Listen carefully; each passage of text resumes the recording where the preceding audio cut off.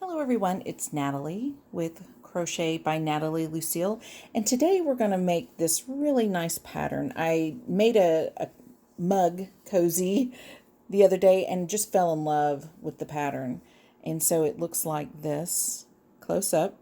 So that's what we're going to be making today. In this, we're only doing the first 6 rows, and what you do to create this pattern as well to keep going is you repeat the rows 1 through 6 again and again and again until you reach your desired length. So if you're making a blanket, a scarf, anything that you want to repeat, just all you have to do is repeat rows 1 through 6, and I'm going to put the pattern in the description so it's easy to follow.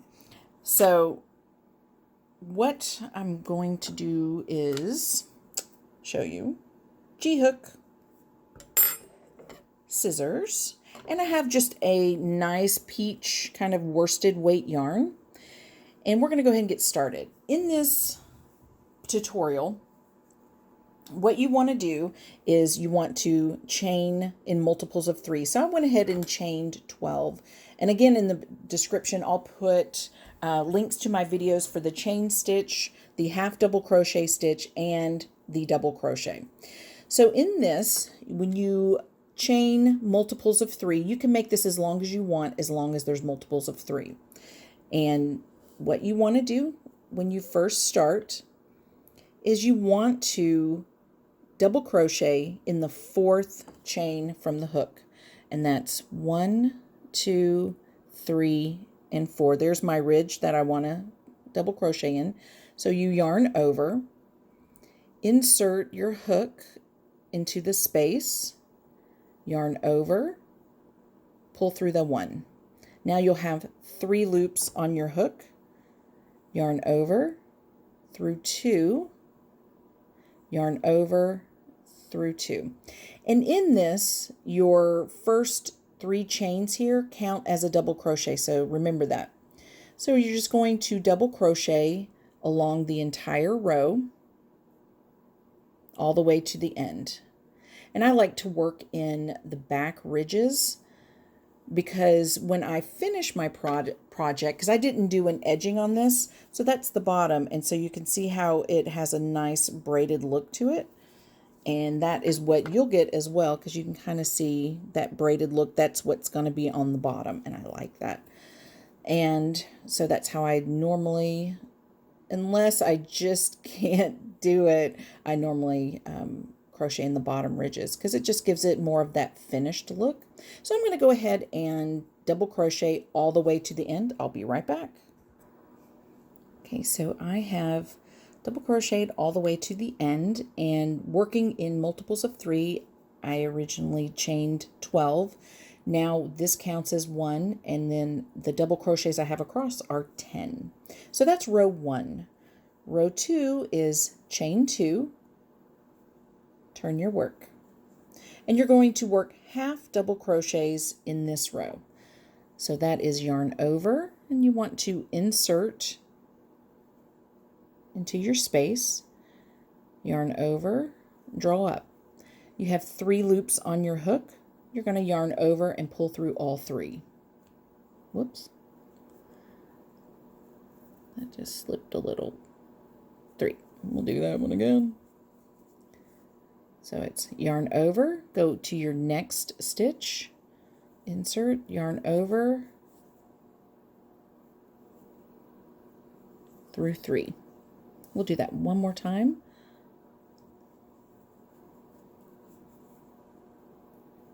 Just like that. And I'm going to continue for the rest of the row. I need to back up for just a second. When you turn your work, instead of working in that same stitch, I made a mistake. You actually go to your next stitch. And when you work your way across the row, remember that chain 3 that works as your first double crochet, you're going to half double crochet in the top of that to even out that row as well. So in this, you should have 10 stitches across. Now we're ready for row 3. Chain 3, turn your work, You're going to work in that same stitch, I promise, another double crochet.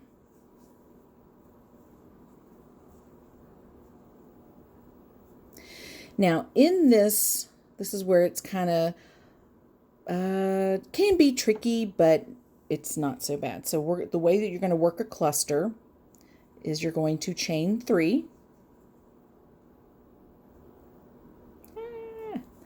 And then you're going to yarn over, and you're going to come back into the top of the double crochet you had made. You're going to yarn over. Now you'll have 3 loops after you've pulled through. You're going to yarn over and pull through 2. Do it again. Yarn over. You're going to go through that top. Yarn over, pull up. Yarn over through 2, and you'll have 3 loops on your hook. Yarn over through all 3.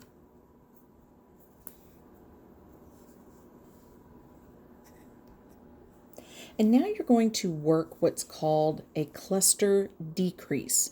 So you can see where you made the cluster in the top here. So now you want to work a cluster decrease.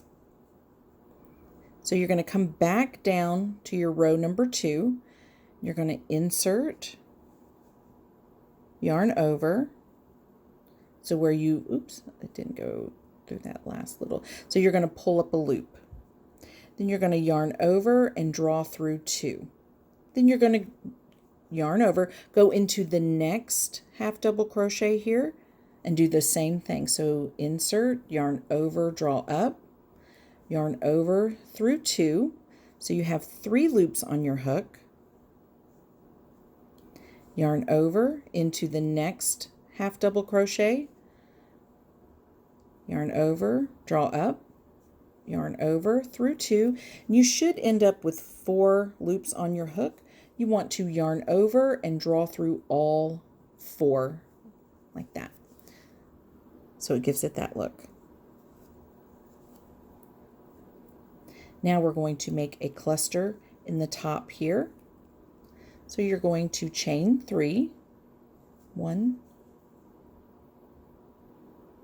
2, and 3, and you're going to make a cluster just like we did here. So it's yarn over, and you're going to go through the top here, yarn over through 2. You're going to do that again. So you're almost working backwards.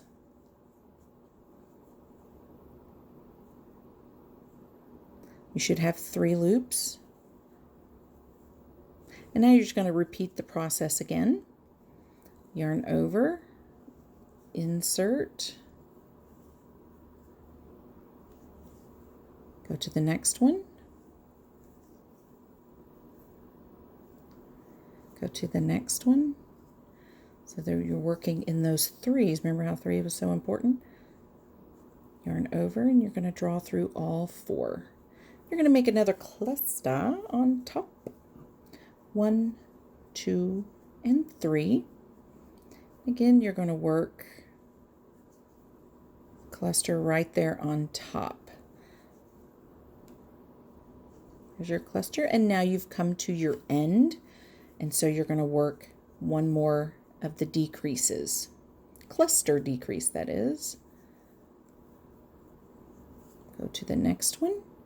And then when you come to your last one, that is the turning chain. So you want to work a decrease in the top of that turning chain.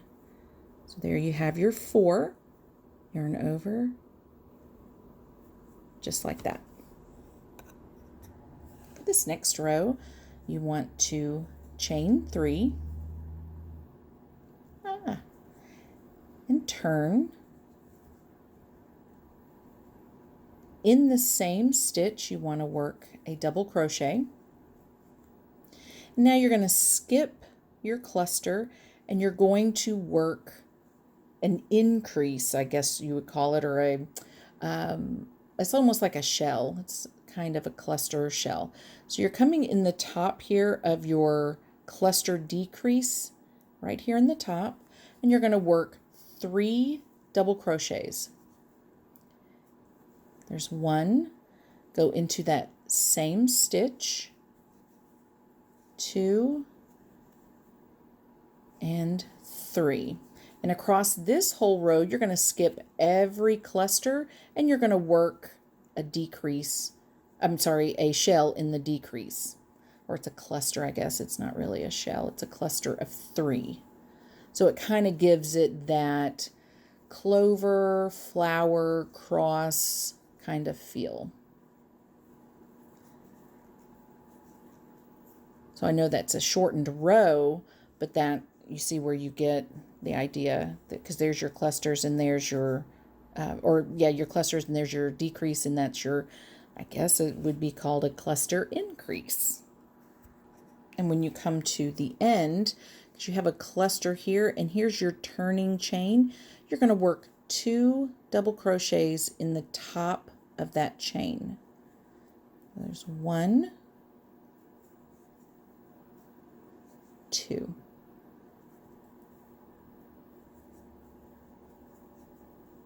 And the next 2 rows, which would be 5 and 6, are pretty easy, so you want to chain 3.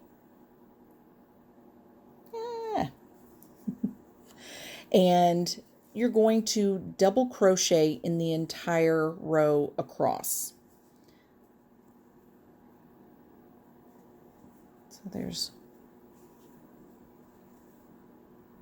you're just working it across in each of the stitches.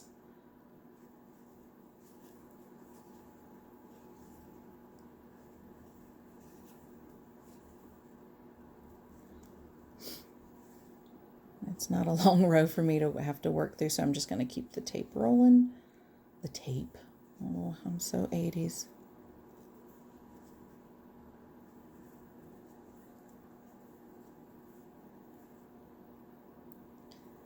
So we come to the end. Let me make sure I still have my 10, because that's what I started with, and I want to make sure that's what I still have.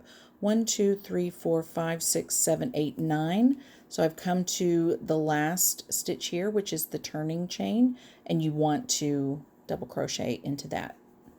And then your 6th row, which completes the pattern itself, is you're going to chain 2, turn your work. In the next stitch, you're going to work your half double crochets all the way across. And that is this pattern.